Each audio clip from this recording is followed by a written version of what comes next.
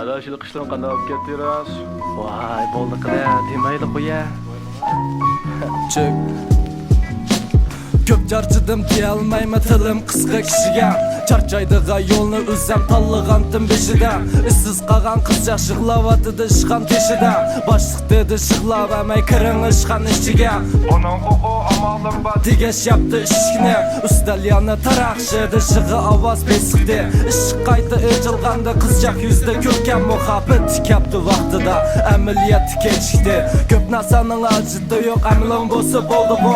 Pulli bo'lsa arzulagan hamma narsa yo'ldi bu.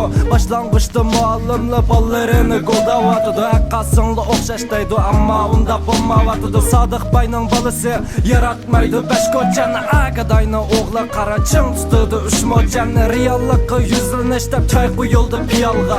Bir bo'londa yetim bola cho'kib ketdi xiyolga.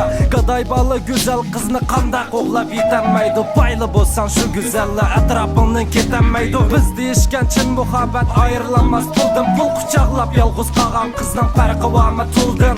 Musafir bo'lib kelgan bola dedi appa manba yaxshi o'g'irlik tutilib qoldi. Ko'yi soldi qo'lga saqchi kishilar g'azab biliq qardi u akkamti beshini.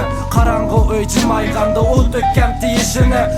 Ba'di o'z-o'ziga odam bo'lma fursat bersa, lekin yana qo'l tatmadi o'g'irlik fursatgasi. Kash bo'lganda eriq bo'ydi yetib qopti bir aroq kash. Arandaydi rozidim men cho'kib ketsam aroq g'ash. Asti yo'lab qo'yib desam aka sen bir o'shalmamsa ochiq bilan javob berdi. Ko'zamdan bir yo'qolmamsa xapimma deb asti yana yotqizib qo'ydim joyiga. Shuningdan keyin ko'p narsani qo'yib berdim rayiga. Ba'zi chog'da ba'zi odam payni bir ishi. Qanday bo'lsam bo'lmamsa va I don't give a shit. Tutturas, qilqinmas qanday bo'ldi?